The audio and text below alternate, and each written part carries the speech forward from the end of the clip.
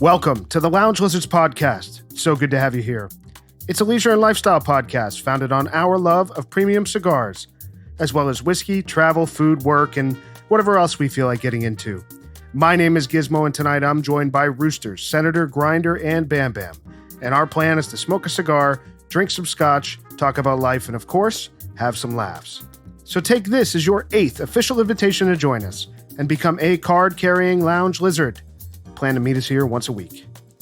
We're going to smoke a New World cigar tonight, share our thoughts on it, and give you our formal lizard rating. We'll also discuss cigar humidification and Senator's love of good wine, all among a variety of other things for the next hour. So sit back, get your favorite drink, light up a cigar, and enjoy as we smoke Davidoff's Dominicana in Robusto. A beautifully constructed cigar from Davidoff, the Dominicana, which is a 5 1/8 by 52 stick, which Rooster brought us. And interesting, has a pigtail on it. Pigtail's a pretty common thing on some Cubans. You don't see it too much on New World cigars, correct? That's true. Mm-hmm. And I guess the idea is that instead of cutting it, I guess you just pinch it off. You pinch it off. So it has the normal Davidoff band. It has a white band that says Dominicana, and then at the foot, there's a foot band that's gold, which has the year 2014 on it. So, Rooster, what's with the 2014 band? So the 2014 band is for the tobaccos. All the tobacco in this cigar is from 2014. It's not a puro Dominicano cigar. It has, I think the binder is Ecuadorian. So that means puro Dominican. It's not a puro. Yeah. It's not a puro. So all the leaves are not from the DR. It's almost a puro Dominicano, but yeah, the binder is from Ecuador. Interesting that it's called Dominicana, then, right, Rooster? It's mostly Dominican tobacco. I have a question, It Rooster. has 5 types of tobaccos. I'm sorry, go ahead. That's okay. On one or two previous podcasts, we talked about the Davidoff line and how a beginner should go through the line of cigars. You started with the 1 and 2000 series, and then you went to this, and then the Millennium. Is that how you? There's also, well, you go to the 2000, 1000, 2000. Right. Then there's the Grand Cru series. Okay. So you go through the Grand Cru series, and then you go into the Millennium. Okay. And then these are just. Where would you put that? And are they ranked? Is it a ranking of some kind? No, because this is a limited production. This is not a regular production cigar. Okay. I didn't know that. So this you're not going to see all the time. Okay. Just like the Chef's Edition, and then all the other limited edition sticks that they come out with. They also have the Master Blend series. They have small batch. Right. All of that. So this is a limited time production. The cold draw is delicious on this. It is. Very, very tasty. You definitely could taste the aged tobacco. Yeah, some sweetness. It's really nice. It's very sweet. All right, so let's take that foot band off and do a light. So this cigar comes in 3 different sizes. It comes in a short Robusto, a Toro, and the Robusto, which we're smoking tonight. Gorgeous stick. Dark, oily wrapper, great construction. As expected with a Davidoff, especially a limited. So these come in boxes of 10. And this specific Robusto is somewhere in the 20 to 25 range, depending on where you get it. A strong light for me. I'm getting kicked right off the bat. What about you guys? It's strong. It's full flavored, but there's definitely some sweetness for me. Definitely full. Very nice. I don't get as strong a bodied smoke on the light. To me, this is starting medium full. You're feeling any sweetness there? Definitely. Yeah, right? Definitely. We got that for sure. I mean, it tastes like a Davidoff. Davidoff's doing a lot of these hybrid wrappers now, which is interesting. The Chef's Edition, I think, also had an Ecuadorian hybrid wrapper. Yeah. Can you talk about the tobacco? Yeah, this one. So the wrapper is a hybrid leaf known as the 257. The filler in this stick has 5 different types of Dominican tobaccos. There's the Corojo 99 Seco, Piloto Viso, San Vicente Mejorado Seco, and then San Vicente Seco, and Yamasa Biso. I guess they're named after the different regions that Davidoff has crop. And the binder, so those were all Puro Dominican tobaccos. The binder is another hybrid known as the 151 that comes from Ecuador. So that's on the, on what's in the stick. So that must be something Davidoff does. Is all their catalogs, their catalogs just have these numerical nomenclature. The 702 comes to mind. That's the name of the tobacco leaf. That they just said this is the 702. We have other name. We're gonna call it that. I guess they're just making hybrid plants with various seeds and Henke's just slamming different cigars every day. certainly it's not something you're going to get in any other brand. Well, there's a lot that goes into developing a new line in the in the Davidoff lineup. I mean, there's a lot that goes into it. They got to go, get the seed. They got to plant it. And it's the typical soil, certain region, and they're blending different tobaccos to get the flavor profile that they're trying to achieve. This is not like a typical Davidoff for me. Not reminiscent of a Millennium. So this is actually they had another Dominicana stick. It was called the Davidoff Dominicana a while back. So this is a reintroduction of this cigar. So it's a different cigar, but same name. Yeah. So similar to the Chefs. Yeah, that's true. Right. I mean, Chefs, each time they come out with the Chef's edition, it's a completely different blend because different chefs have their different palates and they have their input into the stick. I personally am getting a lot of floral. It's funny you say that. I also got some floral notes and even maybe some dried fruit and an oakiness. Definitely oak. Wood. Definitely It's like wood. wood and a little bit of pepper. I do feel the dry fruit I'm getting a bit. It's sweet and a little peppery at the same time.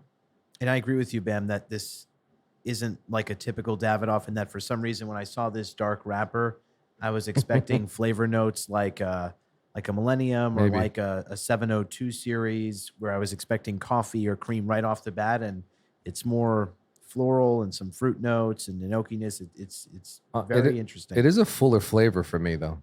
So I agree. Fuller. I think it's back, medium to full. Yeah. Oh, yeah. I'm On the even fuller gonna- side. I'm even going to take back the medium full. The first two puffs, I thought it was medium full, but 5-10 puffs later, it's a full body smoke. Absolutely. Yeah, you'll notice that it changes.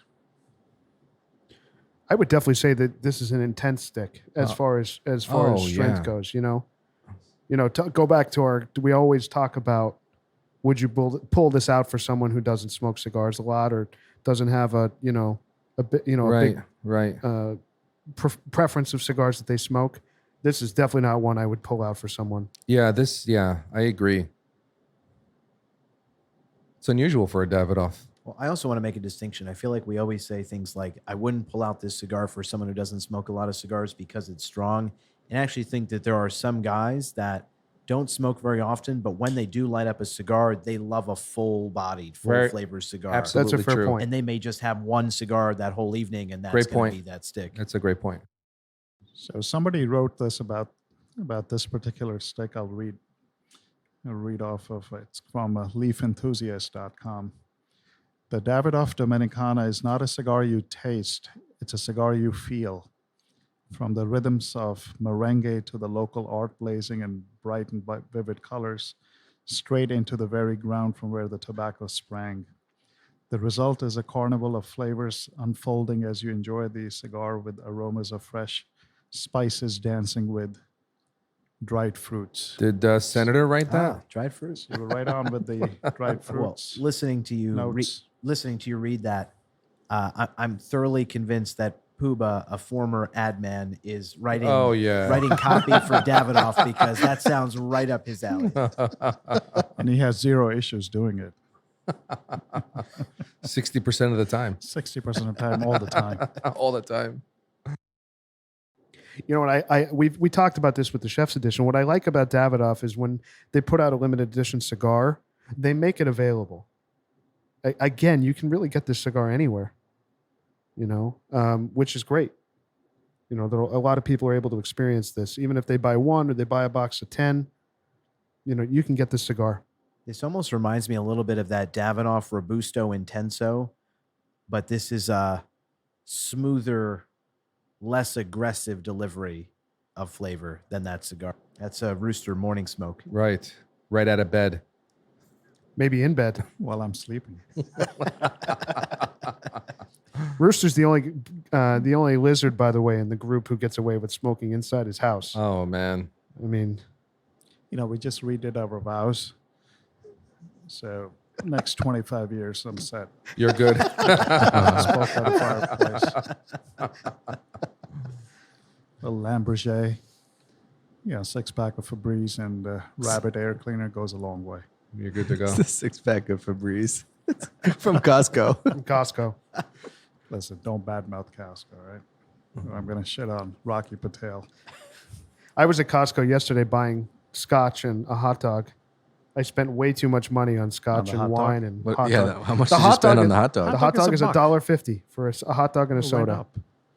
Incredible. I have Did to you say, I can only imagine the people in Costco when Gizmo goes to check out, because Gizmo is essentially at this point the source or the mule that procures He's the procurement manager. crazy quantities of that Kirkland 12-year that we reviewed for all of the lizards. So I imagine you roll through there with a shopping cart full of like 20 bottles of Kirkland, and they're looking at you like, Can you explain what some of the reactions were when you were? I'm not even kidding. You're going to think I'm making this up. I don't know if I said this to the group. All right, so I'm checking out. I have 14 bottles of Kirkland Scotch, and these are magnums, by the way. So that's the first problem.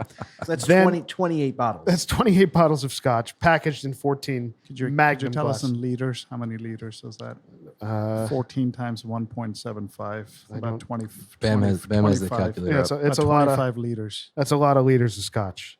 So not only do I look like an absolute crazy person checking out with that, but then I also have 8 bottles of wine that I purchased for the holidays because, you know, my father-in-law is coming. We're going to be hosting. So I said, all right, let me get some wine. And I also had 2 boxes of Macallan Yep. for Bam Bam, who Yep. wanted some Macallan. Thank you. So as I'm checking out with my hot dog, Wait, that's a different counter. no, I got my hot dog before I went in, and it was in the bag. I like to let it sit. Yeah, but you paid for that first. The first thing I did was I get the hot dog. You paid for it. Yeah, you pay Right. for it separately. So then I go get my stuff. I get my cart. Now I'm at self-checkout, and they're ringing it up with the gun, you know, and I'm pounding my hot dog. And as I'm walking out with my cart and my hot dog, I swear to you guys, I caught a woman taking a picture of my cart because she was so offended with the amount of alcohol I had in my cart. Was How do she you know- was how she do you know if offended she or was offended? Yeah. Maybe she was just Because kinda I admiring saw you. her. No. I saw her look at her husband with that look that a wife gives her husband. Like, look at this asshole, this alcoholic asshole. No. Very judgmental. It was very judgmental. And It's then a I Karen. caught her and I said to her, I said, I like their scotch. what you said? You defended yourself? I just said, hey, I like their scotch. Did you get a smile or anything? No, she was not into it. And then, of course, I had Mrs. Gizmo with me, and Was she she- was completely embarrassed. Was she driving a Subaru? I don't know. No, She you should was- have. Your comeback should have been. This should hold me over for a week. This is Oh my my weekly God. allotment. I mean, they must think I'm a crazy person because that's all I buy is alcohol and A hot dog. Yeah, Hot but it's the dogs. holidays. You could be buying So- those as gifts for people. I mean, a lot of people buy a lot of stuff at Costco. They load them up. That's true. So takeaway is, typical Karen. Whatever. Very typical Karen. And also that Costco has great scotch at a great price. That's the big lot of good takeaway for stuff. me. A lot of good stuff at a great price. Absolutely. Thank you, Yeah, Grinder. of course. Rooster is a full-on evangelist of Costco. So the question is though, like, what's more detrimental to your health? The 14 magnums of A hot dog. scotch or the hot dog? Probably Probably the the hot dog. Probably the hot dog. You know what? You though? didn't get a side eye on the hot dog. But you know what? The hot dog vibe to me is, I remember when I was a little kid and when I'd have to go to the doctor and get like like a vaccine or a shot or something, my mom would always take me to McDonald's after, and I'd get like the McNugget Happy Meal. That is my adult version of the McDonald's Happy Meal, is going to Costco and being the mule for you guys. But I get this little reward in this delicious, perfect hot dog. How do you take your hot dog? I just load it up with mustard. Grinder. Okay. That's I'm the a way mustard to do it. guy. Yellow mustard? Yellow. Well, they don't have many options there. Yeah. Brown classic. would be ideal. I like brown mustard. If I do could, I mean, listen, if they had brown in the dispenser, I would do it. But I would love. I'm a mustard freak. I've turned into a mustard freak recently. I'm a mustard freak. Big fan of the mustard. I didn't realize how much I like yellow mustard. There are some good yellow mustards. Yeah. Mr. Mustard makes it great. Coleman's. Coleman's is the best. Coleman's is the best mustard, and it only comes in a. But I like mustard. It comes in a little jar. Yeah, that's the Coleman's. English mustard though. Yes. It's like horseradish though. It kind of It's spice. it clears out your nostrils. Oh yeah, it's so good though. So there's a macaroni and cheese recipe that I got from like Food Network one time, where they call for like the sauce to put some Coleman's mustard powder in it. So I'm making this big batch of macaroni and cheese, and I'm like, yeah, it's gonna be fucking phenomenal. It looks so good. Blah blah blah blah blah. I misjudged the amount of Coleman's mustard to put in there, and I literally have two. Like the aluminum vats of like whatever that you get like if you're getting catered. I had two of those of just mac and cheese, and I'm tasting it, and I'm like, all I taste is an overwhelming amount of horse English mustard. This is the worst. I threw out the whole fucking the whole thing down the drain. I spent hours making this macaroni and cheese, and I just had to ditch it. I think now here's a controversial statement. I want to get back to the cigar in a second. One of my favorite mustards in the entire world is almost like a secret menu item at McDonald's. They have a hot mustard at McDonald's. Most people don't know this. You get the McDonald's hot mustard, mind-blowing mustard, phenomenal mustard. I'm learning more about you, Gizmo. All roads start and end at McDonald's. Well, I grew up in northeastern Pennsylvania. There weren't many options. Don't you knocking Nepa.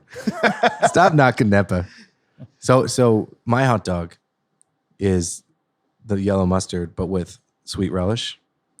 So I have a lot of good memories of getting the hot dog at the halfway house, playing around a golf with my aunt at the golf course, and she'd be like, "Here, have a hot dog." And we played all these rounds of golf, and just the place where we played had this fantastic hot dog. It was like the best hot dog. And when I came to New York City, and you're getting this hot dog on the street, the hot dogs, they're like the thin, like it's like I don't even know what brand it is. Sabrett? Yeah. It's this like long, thin piece of crap, and it's just like I'm fundy, paying $7 for this shitty hot dog. Fundy dog. It's a fundy dog. It's so disappointing. And the dirty, I call them dirty water dogs in the city. I mean, they're great when you've had too much to drink and it's really late, and it's the only option. You get that and a hot pretzel, but man, those hot dogs are not great. But they're classic New York. They're classic New York. I've had too many of those walking back from work, Exactly. going up Fifth Avenue and just being like, I'm hungry. I just need a $5 hot dog that I'm going to eat. A dirty water dog. And honey roasted nuts. Oh, those they smell great. Those are really good though. Those are so good. It's just straight up sugar. So what are you guys thinking of this Davidoff? We're about an inch and a half in, I guess. What are you guys thinking? Yeah, so far I'm impressed. Mm-hmm. So I got to say, I had one of these, I guess about a week and a half, 2 weeks ago on Rooster's recommendation. And I purchased it in a humidor at a big retailer. And I was just happened to be driving by. I purchased it in the humidor, and then I sat down and immediately smoked it. And what a difference versus the one that Rooster gave us tonight. I'm assuming it's in humidity and the way it was kept there. But this is smoking so much better. The flavor is so much more rounded. And that goes to the point. I know I'm a preacher on this topic, but humidity is just so important, how you keep your sticks. Yeah, I mean, the takeaway is just don't overdo it. To your point, as someone who travels a lot for work, I am always very confused why when you go into these tobacco shops and cigar lounges all over the country and you pick up a cigar in their humidor, they're way over humid. They're spongy. Humidified. Yeah. I don't know why folks can't just keep their humidity level below 70 even. I mean, you pick some of these up, some of these places, it's got to be 74, 75%. It's way too high. Then you get the plume, the the box of My Father in the corner that hasn't been touched in like 10 years. And I love that they sell it as plume when it is actually mold. But Yeah. they've rebranded mold as plume to sell in a retail store as like some age component. Man, this is really special. Look at this. Look at the plume on it. The plume on it. Yeah, but you walk into a humidor like that, and this is a big place where I went. It was a massive place. It wasn't a little shop. And you walk in and you can see the humidification devices off the ceiling just spraying water as if you're in like a greenhouse somewhere, like buying tomatoes, and you're sticky when you walk out. It's true. And Very I wasn't prepared. I wasn't planning on smoking at the time. I was happened to be driving by. I didn't bring my own sticks. Could that be because of the foot traffic that goes in and out of the humidor? Maybe they need to keep it a little higher. Lots getting out. No, don't it's think probably even just just that, lack of 'cause- diligence and wherewithal. I've been in places that don't even have a walk-in humidor, and they just have these big glass sort of cabinets that you slide open. With the And tubos. it's- yeah. Well, it's so funny you say with the tubos because that's really your only safe bet when you're in a place like that. I was in Asheville, North Carolina a few months ago, and I know I sent you guys all a photo because I got some cigar that was loose, that was way, way too wet. The humidity was way too high, and I didn't enjoy the cigar. And then I said, okay, I want another cigar. And this place was really strict. You couldn't bring your own. You couldn't pay a cutting fee. We were talking about this thing, Rooster. You've experienced this in North Carolina. They're insanely strict about bringing any cigars of your own into these places. And so I found a Padron. What's the Padron Tubo? Presidente The or Presidente. Soberano? Yeah. It was the Presidente, and it was fantastic because that tubo had sort of protected, lowered the humidity inside there. That was the only thing I could smoke in that whole place was cigars and tubos. I love that cigar. Oh, great stick. It's a great stick.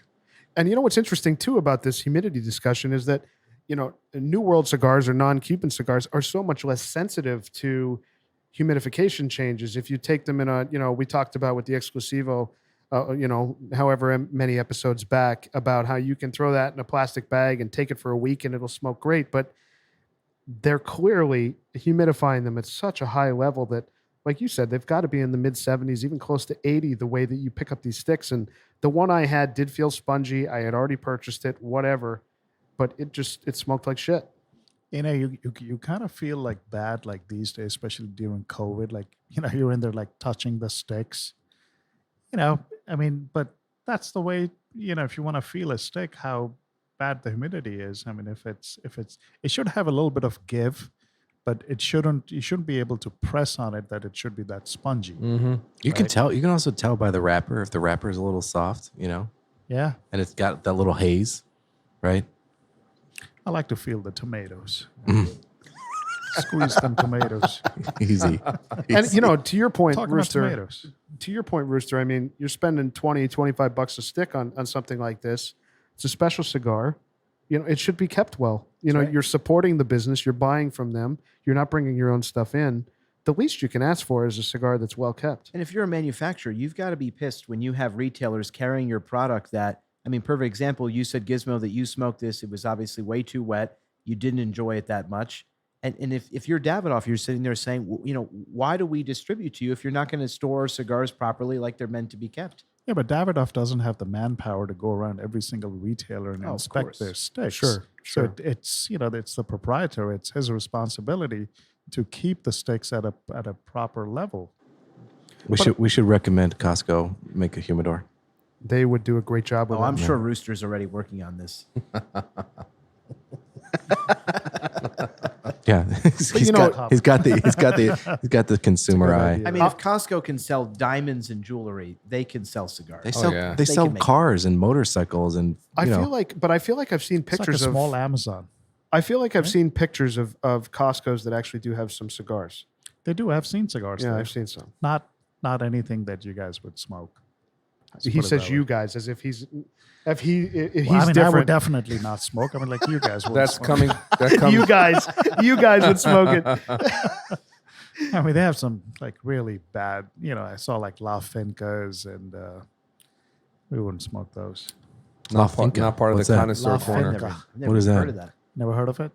Google it. It was the number one cigar in like, I don't know, 2000. Another CA ranking. Another CA ranking. And like an idiot, I went out and bought a box. Horrible. You have a Horrible ham. So you have a tendency to be No, no, no, spurious no, no. and I've to gotten buy better. boxes. I've gotten better. I've learned my lesson. You have I only buy really. aged sticks. so the tendency is still there, but you've just kind of A refined Finca your. from 1998. Yeah. What do you guys think? I love how this smells where it's burning at the The flame. aroma actually wonderful. is It is nice, The the aroma aroma. is phenomenal. Yeah. For the price point, for a Davidoff, I mean, it's pretty good. It's great. I'm really, really impressed. I Right. told you. I said, I- we smoked the Chef's Edition. I didn't mean to cut you off. Chef's Edition the other day, which was around like a little over $40. This is half the price. Yeah. And the amount of satisfaction that you get out of this full flavor, Yep. I mean, you can't beat. You can't beat that. it. Yeah, absolutely. I agree. And the reason I'm surprised by this, I think I said this in a previous episode when we reviewed the Chef's Edition. I'm always very skeptical of these limited release cigars from Davidoff because I think some of them, like the Chef's Edition that we reviewed, are outstanding. But to me, the majority of them are not anything great that I would buy again. And so I was skeptical of this stick. I know Rooster has been talking about it and saying that we would like this cigar. Gizmo described his experience to me with this, and it didn't sound all that promising. But I'm really glad that you brought these because I'm really now impressed. you know who to listen to. No, I connoisseur qualified corner. it. Well, Gizmo had a bad stick. So. I think it was just way over humidified. If you told me this was a completely different stick, I would believe you versus what I had a couple weeks ago. It was just, it's not even close. So I've never had a bad Davidoff ever. Oh, I sure have. I certainly have. I never I have. certainly. Everything The in their Toro. wine is the something Millennium I, Toro. It's I really bad. enjoy. I mean, you call it bad? It's not consistent. Really? It just Yeah. doesn't No, I'm smoke sorry. right. The Millennium Toro I will call bad. And the reason I will say It's that, not consistent. we have reviewed on this podcast $10 cigars that burn razor sharp, evenly, well constructed, all of that. And the fact that you spend $25, $30 on a Millennium Toro and it doesn't even burn well. It's $27. And then because of that, you're drawing harder on the cigar. The flavors are getting muddled and harsh. It's inexcusable for a brand like Davidoff to produce cigars that do that. Inexcusable. And you go to the Pyramid, it's much more interesting. Smokes much better. That's right. Fantastic flavor. I think any The wrapper is different. It's beautiful on a Pyramid. I think their power alley is robusto. They may And Churchill. And Churchill. And Churchill.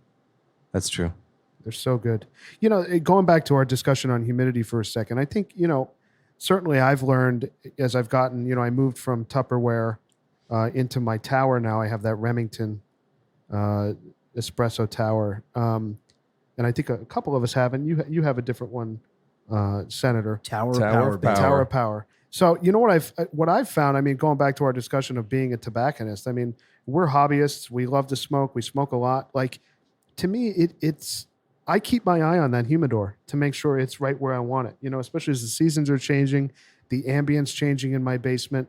Where I keep my tower. It's really important to keep your sticks kept well, and it's frustrating to me as a consumer that retailers aren't putting the work in that I, as a consumer, am doing at home. I do this as a hobby. You guys are selling this. I don't understand why it's so hard to keep the sticks well, especially a non-Cuban that you can keep it anywhere between 62 probably and 72. I have a solution for this. Here we go. Go ahead. So I have a water softener in my house, and I get a delivery every however many months where, a company comes and they deliver salt to put in my water softener. I feel like Gizmos should start a cigar kitty litter business where every few months he comes to these cigar retailers, drops off a few pounds of kitty litter, and all these problems would be solved. I would fix all their problems with my kitty litter. By the way, for the listener, I don't use kitty litter as you would think. It's not like fresh scoop. Are you sure kitty about litter. that? It is dry Silica silica, gel. unscented, and Pellets. it's just cheaper in that, retail setting at Petco. Dry. It's not kitty litter, but he gets it from Petco. I do, but it's just dry silica. It's made for cats who have some sort of like allergy to traditional kitty litter. Or bowel But let me tell you syndrome. something. I get a bag of it for $20. I've had one bag forever. I've given Rooster some. I've given I gave Pooba it some. back. He gave it back. He gave it back, He and did? then You and then gave my it back? and then my floor received the rest of it. Oh, jeez. That was a faulty bag. Yeah, that was Rooster's fault, Wait, not wait. mine. You gave it back? I didn't use it. Oh. His ambient must be better than mine. But Well, he made me a fan that worked fantastic. That's true. So Gizmo. so to me, it's like the humidity thing is just, it's so easy. You just got to keep your eye on it to regulate it. And I don't understand why these guys aren't doing it, especially when they're selling sticks that are, $25 for a Robusto. For other listeners that have a large humidor, a tower humidor, you don't necessarily need kitty litter. There are other options out there. I have to put this out. Very simple solution. It's called Cigar Oasis. They have those silica beads that come with it that regulate not just increasing humidity, but it can actually reduce the humidity when your humidor gets too high. So there are a number of ways to do this. And the easiest way for folks who don't have towers, and I know that we're lucky that we do, Boveda is certainly the way to go. Boveda packs are the way to go. And if you're keeping your sticks in a sealed container, meaning plastic, not a wood desktop humidor or something that leaks or the door is opening a lot, but you want to trend light on the Boveda. I mean, I think you can like a Tupperware, right? Tupperware works great with a Boveda. But it Like does, but it runs a little hot. So if let's say you have a 69 Boveda in Tupperware, it's going to be closer to 70, 71, 72. So And the temp. on the humidity, they run a little hot there's when no there's airflow not in when there. there's not airflow. And that's why I built the fan that I did. The battery fan for my tower is just to move air, even though it's a sealed container. It's just to try to regulate that humidity a little better. So for the listener that's probably asking, what should you store your cigars at in terms of humidity? Great question. I mean, I'll start. Gizmo is the scientist on all of this, so I know he's going to have strong thoughts. But I feel like for a New World cigar, anything from the Dominican, Nicaragua, usually has a thicker wrapper, anywhere from 65 to 69, and you're in good shape. For a Cuban, anything from 62 to 65 would be my preference, but feel free to agree, disagree. that's ideal. Yeah, that is ideal. I'm way more scientific about it. I keep my Cubans at exactly 62, and I keep my non-Cubans exactly at 65, 66. Well, that's a variance on the hygrometer. My hygrometer only moves 1/10 of 1% in any 24-hour period. Then how do you know it's accurate? Oh, I know. Calibrated. Calibration. I calibrated. I have 8 of them in Yeah, there. he pounds 2 Bloody Marys before he reads the reading. Calibration. That's a lizard manifesto. All right, boys, we're about halfway through here on the Davidoff. I'm really enjoying it. I am too. So good. It's a very good stick. Very good rooster. Are you guys having any changes? Is it similar to when you lit it? What are you feeling? No, it's same. It's awesome. A little Still less awesome. spice, maybe. Yeah, It's less- definitely chilled out a little bit. It for has me. chilled out. Yeah. I feel like midway through, it's the same flavor profile, but it gets a little creamier, which I really like. I'm still getting a hint of dry fruit all the way through. Yeah. To me, this is going to be a weird comment. To me, it's very satisfying in the back of my throat versus some other cigars. The finish is delicious. It's very nice. Like after you take your draw, you push the air out. It's sitting really nicely in my mouth yeah. after. Yeah. Have you had to touch this at all? Once. I did once. I did actually. I have not. I Yeah. have not. Yeah. I did one time. Once I had to do a Warren's small pretty touch. good on this. So would you guys buy this? Yeah. Absolutely. Right? I mean, I've got to wait till we finish this cigar to definitively say, but I'm very, very impressed so Yeah. far. I think this cigar for me would be something I'd put this in the category of the first cigar we ever did. Not from a rating standpoint. We'll get there. Obviously, we're not finished with it yet, but to me, this is something I'd smoke a couple times a year. I'm not going to go for this all the time. This is a special occasion cigar for me. Something like the Partagas Maduro one. This is something I'll reach for every once in a while, but I'm not going to pull this out a couple Why? times a week or once a week. I don't know. It just I don't know where this would fit in my regular rotation. To me, this is a specialty stick. It's something that offers me something a little different. I'd kind of put this in my bench and I'd pick it when I want to have something a little different. You It's know, a good after dinner smoke. I think it's got a lot of flavor. it's definitely You know, full. it's got a lot of spice, flavor, sweetness, a lot of a lot of like woodiness, wood flavors, oak, dried fruit, like you said. Yeah, this would be great after a big meal. I mean, I think of a Davidoff that I thought would be great after a big meal and was really disappointing. I was at a steakhouse. This was my birthday, actually, a couple of years ago. I was at a steakhouse, and Davidoff had come out with that year that 515 Madison. Do you remember that stick? And they described it as a really full, intense cigar. And I said, well, that'll be perfect after a steak.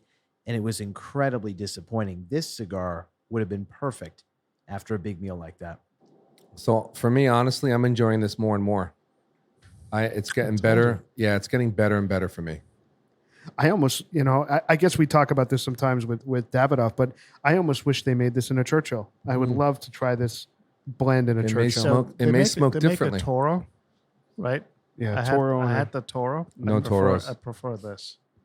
I prefer the Interesting. Robusto size. Look, I'm not surprised by that because I have yet to have an outstanding Davidoff Toro. And I don't know why, with a larger ring gauge with Davidoff, I'm not saying that they've all been bad, but I haven't been blown away in the way that I have been with a Davidoff Churchill of different lines of theirs, with plenty of Davidoff Robustos like this, with a Davidoff Pyramid. The Toros for me in Davidoff have not knocked my socks off Right. in any of their lines. Agreed. Well, I think that goes back to Henke and his pedigree and his Cuban, how he's blended cigars historically.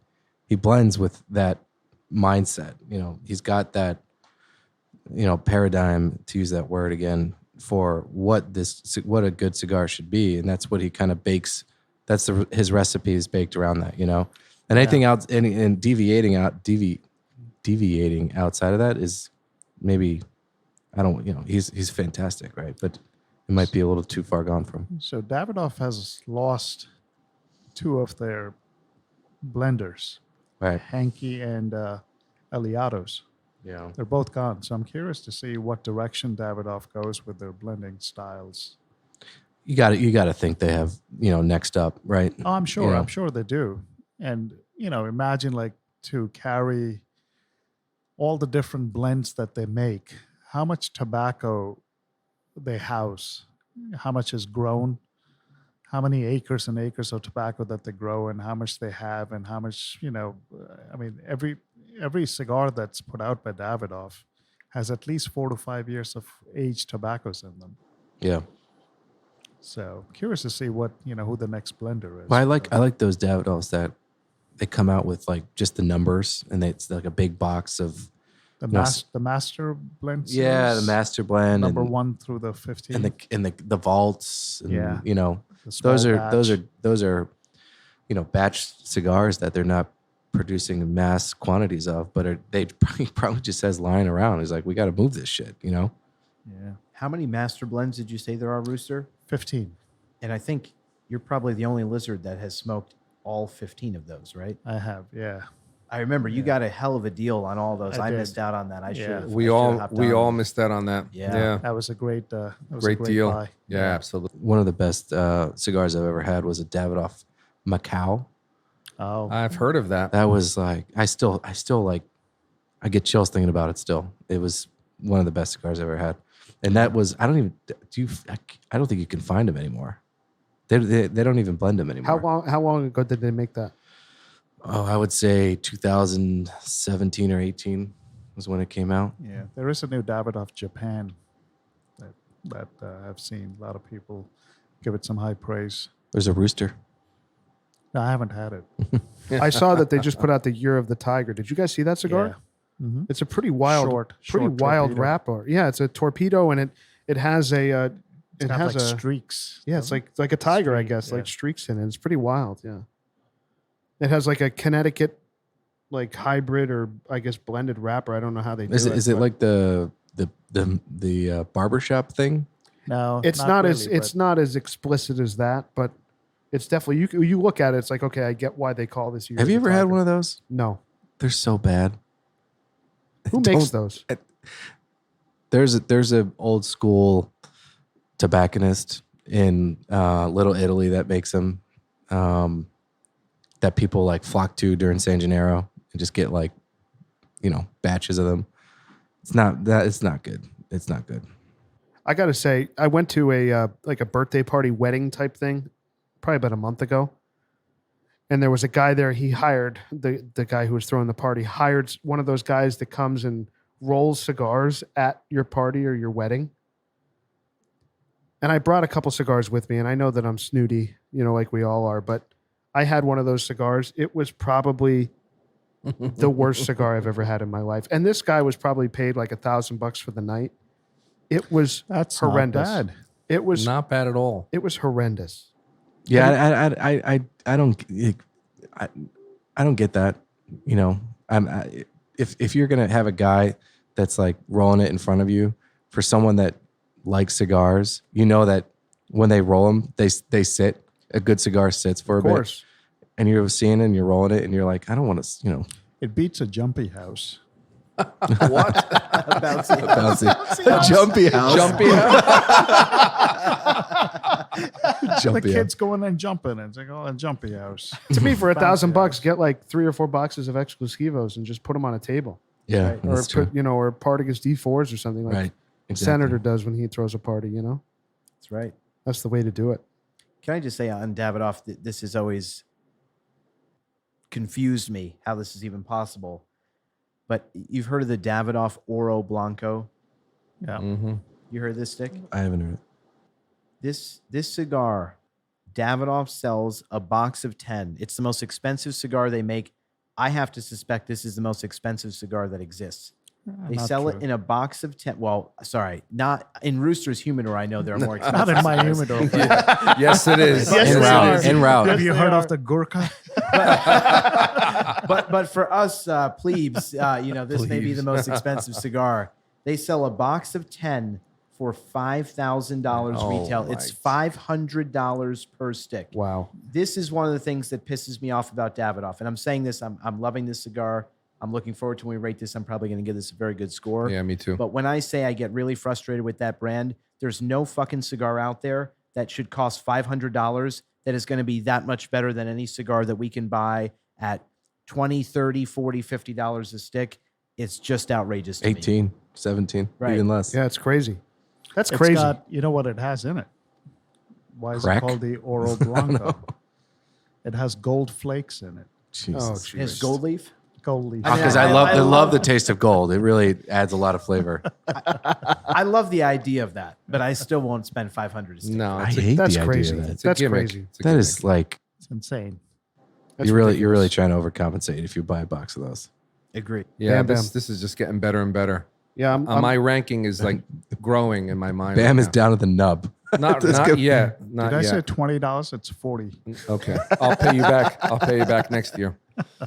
this is really good. Yeah, I think a lot of listeners would get a lot of pleasure out of this cigar. It's very satisfying. Definitely a must Yeah, try. there's If you had no doubt. If you had to pair this with a meal other than a Costco hot dog, what would you pair it with?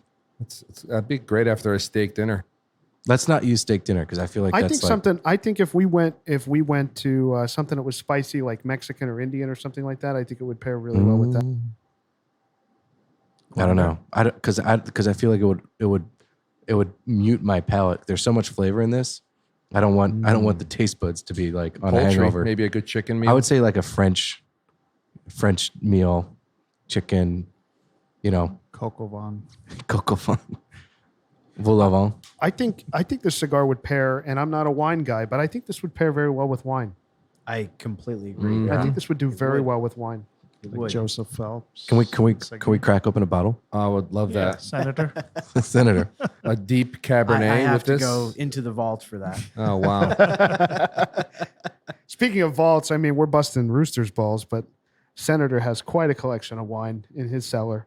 I do love wine. He's a wine guy. So how many bottles of wine do you think you?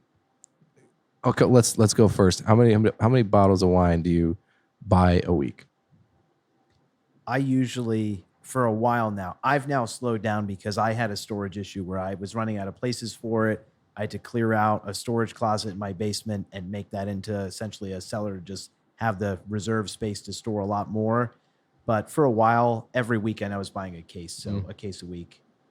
Wow. And was your quantity level?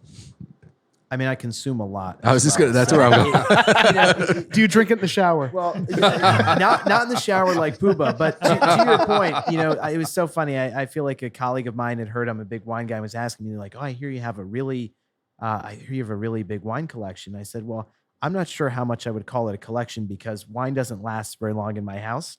I buy a lot of wine, but we also consume a lot of wine. So, I'm sort of, I guess, like Rooster in that, cigars are meant to be consumed. They're meant to be smoked. And Absolutely. I feel the same way about wine. There are very, very few bottles of wine that are going to last more than a few years in my cellar. Some maybe I've left for 5 or more years, but the vast majority, they're there to drink and share when, we're hosting dinner parties or stuff like that. I mean, you're not buying like Bordeaux's and stuff and storing them, letting them sit for a while. No, I'm not a huge Bordeaux guy, believe it or not. I mean, I actually like a lot of New World wine. I'm a big California, Napa Cab guy. I would say probably the wine I enjoy least is Italian wine. I've really tried to make an effort to get into Italian wine. I found one Chianti, a Reserva that I really liked that shockingly did extremely well one year in Wine Spectator. And I got a case or two of that I'm still holding. But for the most part, outside of New World wine, there are a lot of good French wines. Just I'm not all in on Bordeaux because some of them can be so just bone dry that I just don't really love the flavor in that. I mean, Oregon's got some great wine now. There's so many good wines. A lot of Pinots out of Oregon, right? A lot. That's exactly right. I mean, the Willamette Valley in Oregon it makes some of the best Pinot in the world.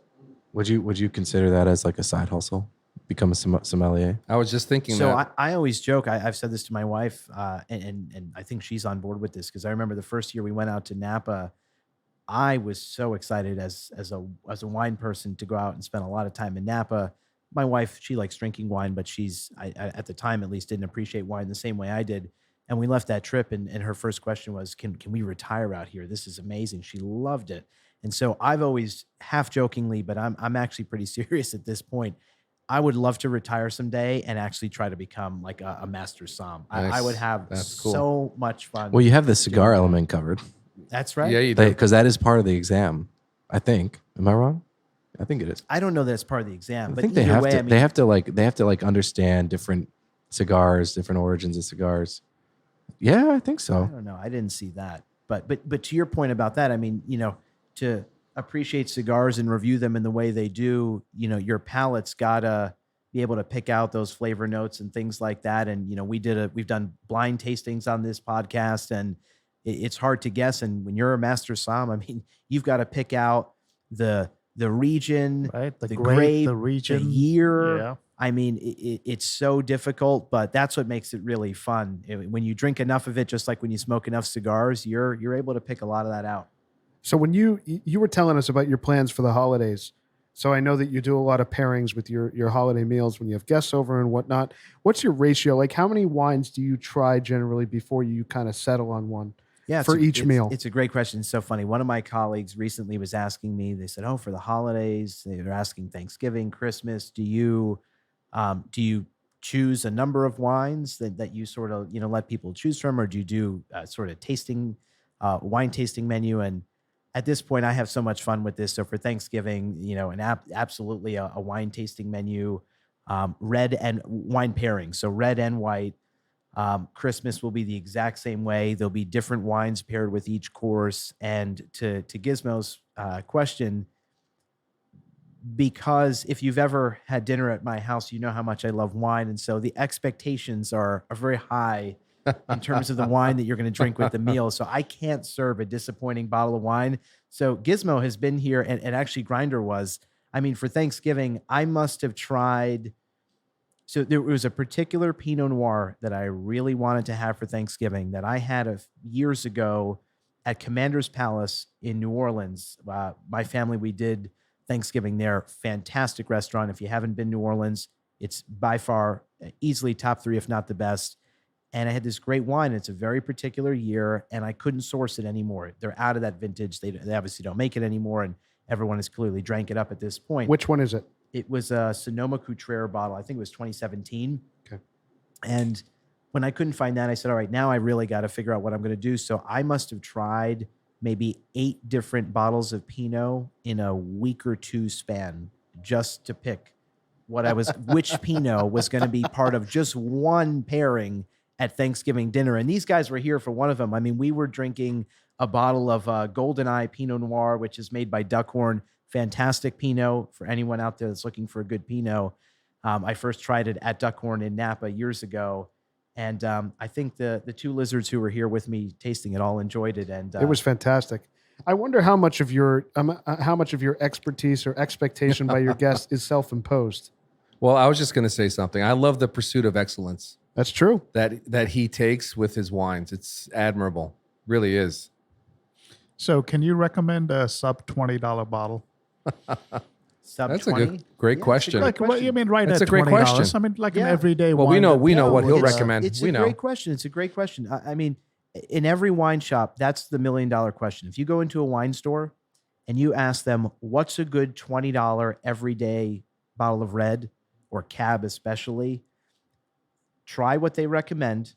And if you enjoy it, you know you found a good wine shop that knows wine.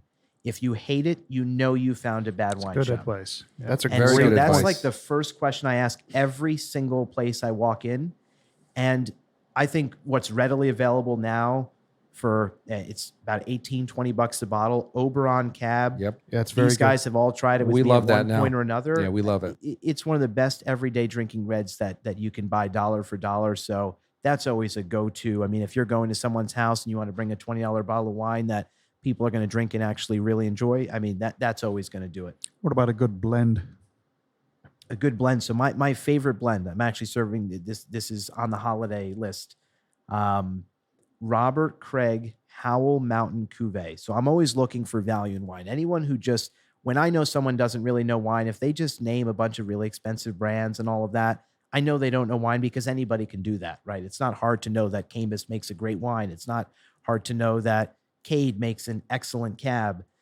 Howell Mountain is one of the most prestigious Cabernet growing regions in Napa. Any wine out of Howell Mountain is going to start at $100 and go well north of that. Robert Craig Howell Mountain Cuvée is a red blend. It's a Bordeaux style blend, but New World, where it's not bone dry. It's got flavor that I think a lot of us would appreciate. And the price point for what that delivers is outrageous. I think it goes for like $40 a bottle. It drinks like an $80, $100 bottle of Howell Mountain wine. Outstanding value. Are there certain notes that you pursue in a wine? Do you like a fruity wine? Do you pursue that? Yeah, so I like a very balanced wine that has, certainly some fruit to it, but I don't like, so Wagner is one of the big famous wine guys. I mean, his cheap labels are Mayomi Pinot Noir, which I think is way too sweet. Belglos, the bottle of wine with the red wax that's over the top of it. Yeah, It's almost like the yeah. Maker's Mark bottle. He makes that as well, and that gets very high marks. But for me, it's too sweet. It's too jammy. A lot of his wines, another accessible wine he makes, Bowen, that I'm sure plenty of people drank for Thanksgiving this year. I like very balanced wines that are a little on the dry side, but still have enough fruit. And then sometimes some really complex flavors. I mean, a wine I used to love, now they've ruined it. I don't drink it anymore, but Trefethen has this earthy quality about it. It honestly reminds me of a Padron Exclusivo, how we were describing the Let's the, pair like, that, please. Can we pair earth and that? sort of forest in there. That was one cab that you get those flavors from, and it was outstanding. And for whatever reason, years later, I mean, I used to drink that wine years ago, and now it's nothing like that. It's just a fruit bomb. It's not that good. Maybe your I palate got- changed. I got a question for you. Are you opposed to drinking wines that don't have a cork? So I will say this. And does that matter? So there are plenty of people who will argue that it does not matter. I'm a traditionalist in a lot of ways. I think you guys know this about me. I'm also just a purist in a lot of things. I like simple, clean, traditional things. I hate screw tops.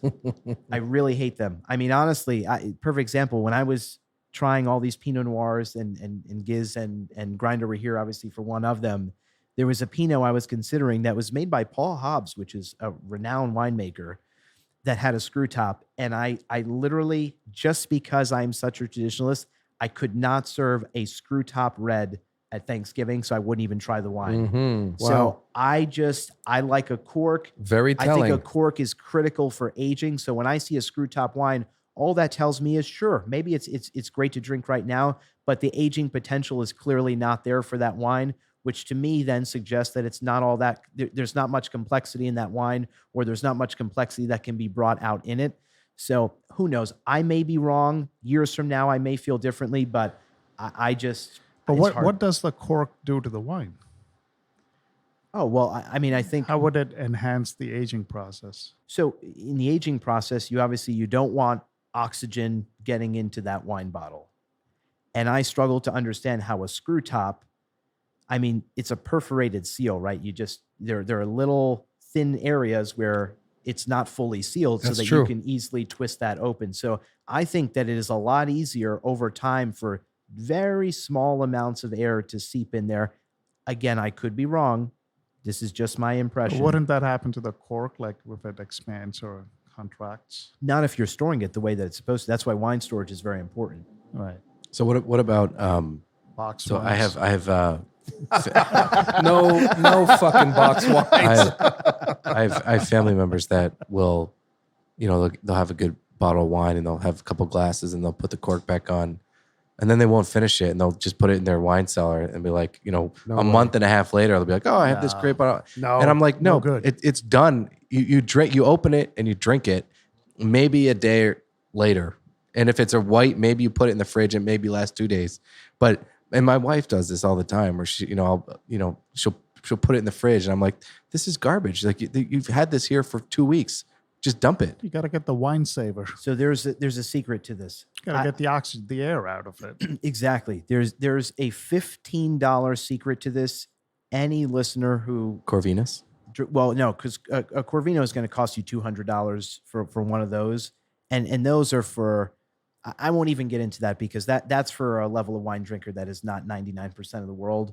But what is for 99% of the world, including myself, when you open, a little too much wine and you're not able to finish that bottle and you do want to save it and still preserve its integrity and that flavor profile, no exaggeration, on Amazon.com for $15, you can get this little device, and it comes with these rubber stoppers. So you just put the stopper in the top of the bottle. You vacuum seal all the air out of the wine bottle, and it completely seals it off. And I was skeptical of this at first. I think my father had gotten me this as a stocking stuffer one Christmas, and I use it to this day. It will keep any bottle of wine. I've even used it on champagne, and champagne doesn't, that goes quickly. But New Year's, sometimes I'm a little overzealous opening too many bottles. And I realize at the end of the night, okay, maybe You just want to use that saber. That's a But when I given. use the saber, I can't reseal that. That's true. That's a But given. it's at the end of the night, and I decide to open a Magnum when we really just need another glass or two of wine. Even with champagne, if you throw that stopper in there and use the vacuum seal, it will keep the perfect level of carbonation. It doesn't lose anything. So $15 will solve all your problems. I'm really enjoying this cigar. What are you guys getting in this last third of this? So I will say I was not expecting much when I started this cigar. I really wasn't. I was a little Are pessimistic. you fucking serious? Yes, I'm fucking serious. But I'm getting amazing flavor, and for me, it's just getting better and better. You're a Davidoff guy, I am. right? I am. Wait for my ranking. Ooh. Knock your socks off. Grinder, what are you getting? I mean, I don't know. I'm halfway through. I'm not sucking it down. I'm really enjoying it. I'm getting this. I don't think it changed much for me. It's still fantastic. Still the same cedar. Still the same, earthy kind of. I don't want to use oaky, but It's woody. woody. It's definitely woody. There's no doubt about that. It's a woodsy cologne. Senator, what about you? For me, the thing that makes me happiest about this cigar is that it's held consistent in its flavor profile all the way through. The flavors haven't gotten muddled in the second half like you have happen in some cigars. It's still really smooth, flavorful, delicious. I'm very happy right now. Yeah, the consistency is surprising. Rooster, what are you thinking? Yeah, it hasn't changed a whole lot. I think it has smoothed off a little bit. I mean, there's still some spice to it. There's still some sweetness. It's still woody.